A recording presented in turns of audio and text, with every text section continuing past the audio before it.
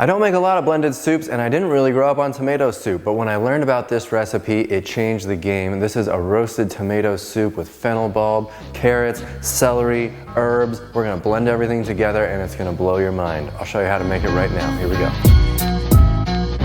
Hey everybody, this is Dylan. Love is in the air today and we are making a very Valentine's bright red tomato soup while wearing a red shirt. Also, give me points for that, will ya? Thanks, Reeves. Even tomato soup is often packed with all of that extra olive oil and junk calories that we don't need. What we really need is beautiful, delicious flavor in our tomato soup. We can't just heat up a can of tomato sauce and call it a soup. So we're gonna roast tomatoes and fennel and we're gonna get all of those rich, delicious flavors from the actual food. It's a super tasty soup that is sure to impress your loved one, whoever they may be.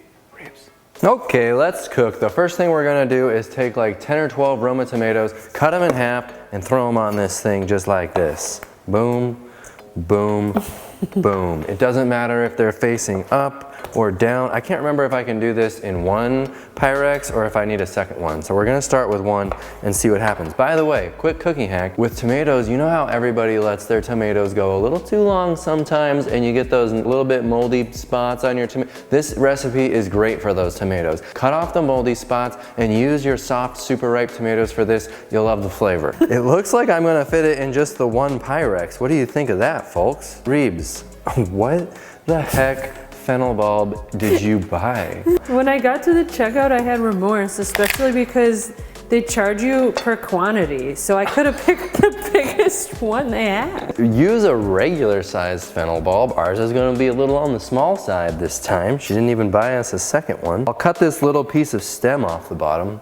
and I took off all of these leaves and then just cut it into some manageable pieces, maybe 6 long pieces. We just want to roast it with the tomatoes, bring out all that beautiful flavor. It's going to add a really nice flavor to the soup. So I would not pass this up. Garlic. You've probably seen me do this before. I tell you every time when I use fresh garlic, find yourself a garlic rock. You will not regret it. It's the best way to peel garlic. Just take that flat rock, start smashing your garlic like this. Oh yeah, get that. Split up all of these cloves. And then take an individual clove and give it a smash and you'll see the skin just peels right off, almost all in one piece. There's no such thing as too much garlic on Valentine's Day, am I right? If you're trying to avoid garlic on your date, then you're dating the wrong person. You feel me? If you're worried about the garlic burning like this, don't. The tomatoes are gonna give off a lot of juice. Throw this baby in a 400-degree oven. We're gonna let it roast for like 30 to 40 minutes. It's pretty forgiving. You don't need to worry too much about the time. You just want everything to roast down lots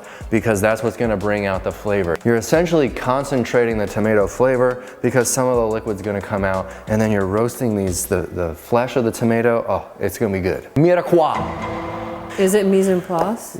Oh, I don't know that one. You wouldn't think it, but this tomato soup, what makes it so lovely is that it's got some carrot, celery, and onion in there too. So we're gonna chop all this up, throw it in the pot, and get it sauteing. Are you ready? You do not need to be very picky about your choppings because this is a blended soup. After we cook everything together, we're gonna blend it up. So you can just roughly chop it. We just wanna cook everything and bring all those lovely flavors together in the pot. I got 2 stalks of celery. By the way, the recipe for this video is down in the description box. Reeves made a beautiful little blog post. Check it out. You'll have all the numbers, everything you need. Same thing here with the celery. You don't have to be that picky about how you chop it up. 2 carrots, same thing. A little hack with the carrots. We're gonna be blending this soup. There's nothing wrong with the skin. Give them a good wash and you don't need to spend time peeling carrots. We'll just take the tops and the bottoms off like this. I'll cut the carrot in half usually when I'm chopping it, even when I'm just rough chopping it, because I don't want this to be rolling around all over the cutting board. It can be dangerous. So even if I'm doing this, it's kind of rolling around. So it's easier if you just cut it in half and then line up both pieces like that, and then you can cut through it real quick. Would you like to join me? This burner is on high, and I'm just gonna throw in a little bit of veggies. Oh, those wintry smells for me. Carrot, celery, and onion is like my favorite smell. And then a little veggie stock, just to keep it from sticking, that's all. I don't cook with oil. Many of you already know that. Everything I make is totally oil-free and pretty much free of added salt and sugar too. This is a way oversized pot, by the way. We're not gonna need this much real estate.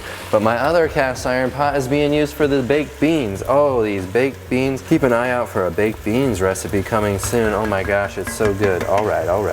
We're gonna leave this go for a while. This is, carrots take a little more time to soften than say onions. And now I've got a few spices I'm gonna throw in while it's doing all this. This is smoked paprika, a couple bay leaves. We got three bay leaves are going in the pot. Now, Reeves decided to buy a beautiful fresh thyme plant. Isn't that lovely? Wait till I show you the basil. We're only gonna use a small amount, but it is really nice with fresh thyme. Of course, you can just use dried thyme if that's all you got, no big deal. But we're gonna just take a bunch of this. Because we're blending it, I'm not gonna be that careful.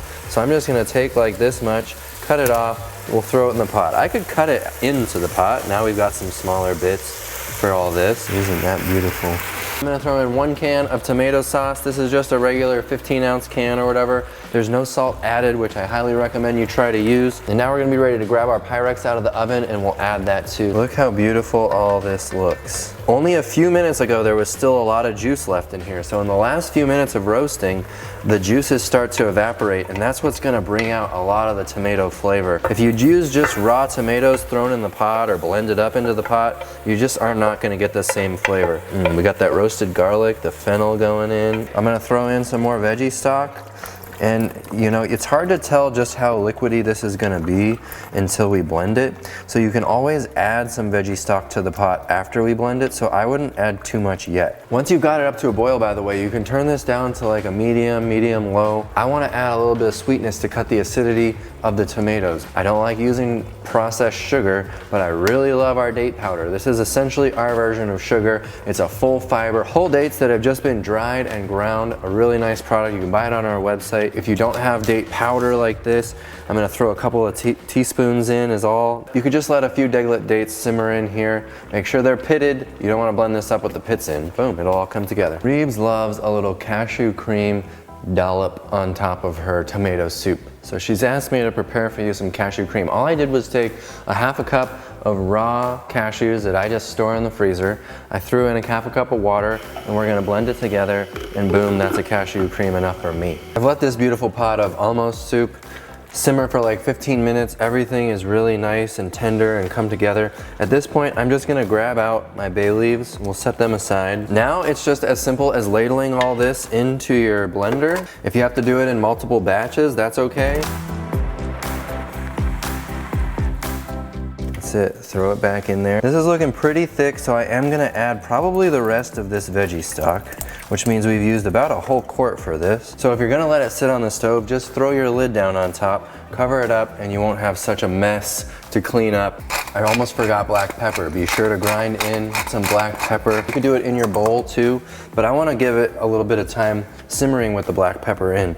I think it's gonna give it a nice added boost. Let's start with one bowl because I know you wanna do some artistic creativity. So I'm gonna leave you this, we'll switch places, and Reeves is gonna paint you a picture. I want to try to make a heart. I saw this online right before we started filming. You need to make a dollop, 2 dollops, 3. Drag the toothpick in a way that all of a sudden the dollops are a heart. I feel like it's kind of a heart, it just needs more of the little butt on top. I'm gonna dip it more in a bigger drag. Wow, but I forgot to chop the basil. This is not a beautiful basil plant that you picked us up, but we gotta get a little bit of basil on here.